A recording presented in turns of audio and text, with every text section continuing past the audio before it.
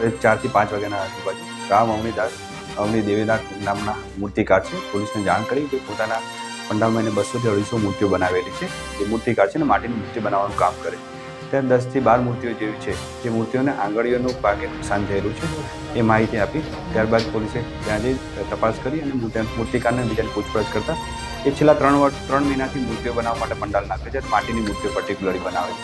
તો એનું કેવું છે કે મારા જોડે 20 મજૂર 20 થી 25 મજૂર છે અને દિવસ દરમિયાન હજારો લોકો મૂર્તિઓ સિલેક્ટ કરવા અને પોતાનો ઓર્ડર કરેલી મૂર્તિ કેટલી બનીને જોવા માટે આવતા હોય. સાથે પરિવારને બાળકોને સાથે લઈને પણ આવતા હોય છે.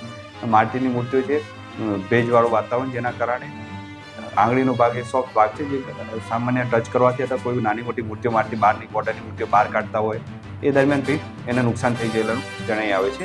હાલ કોઈ ગુનાહિત છે કે નહીં એ બાબતમાં પોલીસ તપાસ કરી, પણ પ્રાથમિક તપાસ દરમિયાન એવું કંઈ જણાઈ આવતું નથી. અને પોલીસ આ બાબતે મૂર્તિકારને બી રાખી પોલીસની મૂર્તિઓ અલગ અલગ થોડા દૂરના અંતરે રાખી, જેના કારણે ઇઝીલી મૂર્તિઓ જે માણસોને અવર જવાના કારણે તૂટે ને નુકસાન ના થાય.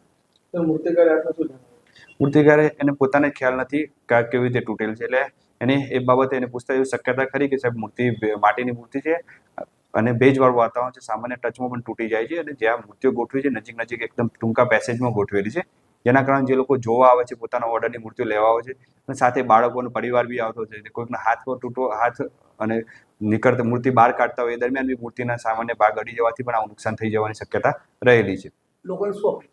લોકોને અપીલ કરીએ છીએ કે જે લોકો અમુક સોશિયલ મીડિયા પેજ ઉપર અથવા કોઈ ઈરાદાપૂર્વક તોડેલી એવી રીતની અફવા ચાલે પણ એના ઉપર ધ્યાન ના રાખવું. પોલીસની પ્રાથમિક તપાસ દરમિયાન આવું કોઈ પણ જણાઈ આવેલું નથી. લોંગ ટાઈમથી મૂર્તિ લેવા હજારો લોકો આવતા હોય. માટીની મૂર્તિઓ છે અને ટૂંકા પેસેજમાં ગોઠવેલી મૂર્તિઓ છે, જેના કારણે આવો બનાવ બનાવવાની શક્યતા પોલીસને હાલ દેખાઈ આવે છે.